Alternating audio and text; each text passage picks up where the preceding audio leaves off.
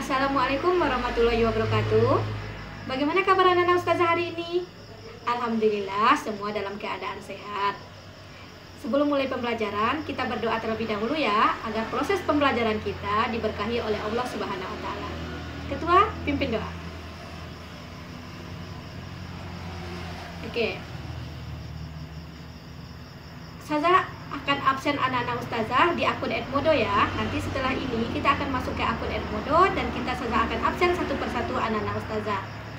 Minggu kemarin kita udah bahas bagaimana peran iptek dalam kegiatan produksi. Sekarang dengan kade yang sama kita akan membahas bagaimana peran iptek dalam kegiatan distribusi. Minggu-minggu sebelumnya anak-anak Ustazah udah membahas bagaimana apa itu distribusi. Sekarang kita akan menggabungkan bagaimana sih peran iptek dalam kegiatan distribusi. Bagaimana sih sebuah barang bisa sampai ke tempat kita dengan begitu cepat? Apakah dengan simsalabim? Oke, kita akan bahas setelah ini ya. Oh iya, sebelumnya saya udah mengupload LKPD, bahan ajar, dan kuis di akun Edmodo-nya. Setelah proses pembelajaran kita ini, kita akan masuk ke akun Edmodo dan mengerjakan LKPD dan kuis-kuis di dalam akun Edmodo. Tetap semangat belajar ya, jangan patah semangat, semangat! Peran iptek dalam kegiatan distribusi. Kita akan melihat bagaimana dunia dalam sebuah genggaman. Minggu kemarin kita udah bahas bagaimana peran iptek dalam kegiatan produksi. Tentu anak-anak Ustazah masih ingat ya, dengan adanya iptek maka seorang produsen akan semakin mudah dalam kegiatan memproduksi. Oke, iptek adalah segala sesuatu yang berhubungan dengan teknologi yang digunakan untuk memenuhi kebutuhan manusia. Distribusi. Distribusi merupakan suatu proses penyaluran barang dari seorang produsen kepada konsumen. Hari ini kita akan bahas bagaimana peran iptek dalam kegiatan distribusi. Coba lihat skema yang saya berikan. Gambar 1 yaitu memperlihatkan sebuah HP atau smartphone yang bisa digunakan untuk melakukan sesuatu yang ajaib bagi kita. Apa itu? Yaitu dengan HP kita bisa melakukan pemesanan barang-barang yang jauh dari tempat kita sehingga dalam waktu sekejap bisa sampai ke tempat kita. Gimana caranya? Apakah dengan simsalabim atau dengan sebagainya? Bukan, yaitu dengan menggunakan HP, teknologi, maka kita akan terhubung kepada aplikasi seperti aplikasi Payo Kurir, maka Payo Kurir akan menggunakan aplikasi tersebut untuk menangkap pesanan kita, sehingga pesanan kita bisa dengan mudah untuk sampai ke tempat kita, ke tangan kita, tanpa harus kita membeli ke tempat orang yang memproduksinya. Sehingga dengan perkembangan iptek, kegiatan distribusi barang produsen ke konsumen semakin mudah dilakukan. Ini juga terjadi dengan banyaknya online shop yang saat ini seperti Lazada, Shopee, Tokopedia, dan sebagainya. Jadi jual beli bisa dilakukan dari rumah saja.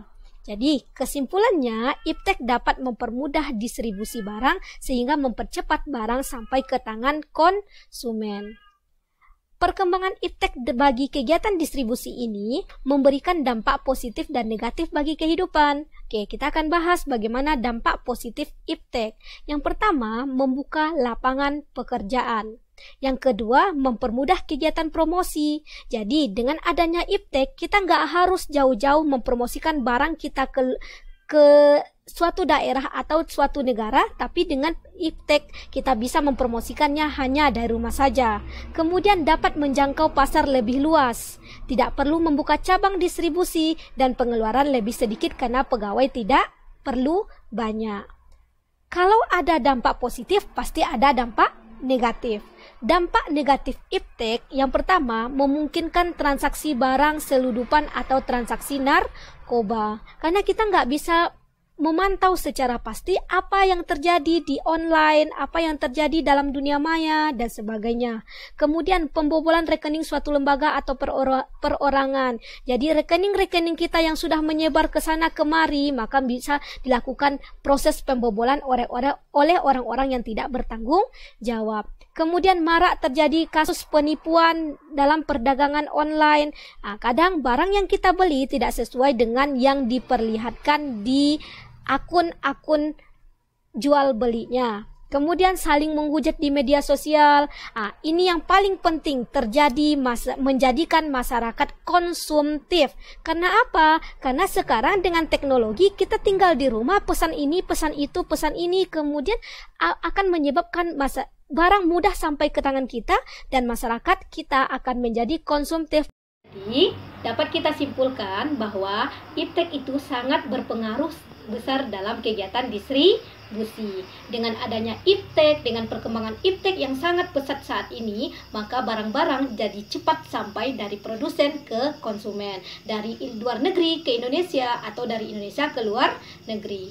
Pengaruh iptek ini memberikan dampak positif dan negatif bagi kita, tapi kita minimalisir dampak negatifnya ya, kita tingkatkan dampak positifnya. Oke, baiklah, minggu kemarin kita bahas peran iptek dalam kegiatan produksi, minggu sekarang peran iptek dalam kegiatan distribusi, dan minggu depan kita akan membahas bagaimana peran iptek dalam kegiatan konsumsi. Karena ketiga hal tersebut merupakan kegiatan ekonomi. Oke, Nana Ustazah, sebelum kita tutup proses pembelajaran hari ini, jangan lupa tetap jaga kesehatannya ya. Tetap jadi anak baik di rumah, tetap bantu orang tuanya. Semoga pandemi ini cepat berakhir dan kita bisa bertemu di proses pembelajaran tatap muka. Tetap semangat ya anak-anak Ustazah. Oke. Sebelum kita menutup proses pembelajaran hari ini, kita tutup dengan membacakan hamdalah dan doa kafaratul majelis. Alhamdulillahirabbil alamin, subhanakallahumma wa bihamdika, asyhadu alla ilaha illa anta astaghfiruka wa atubu ilaik. Amin. Oke, sampai jumpa lagi anak-anak Ustazah. Assalamualaikum warahmatullahi wabarakatuh.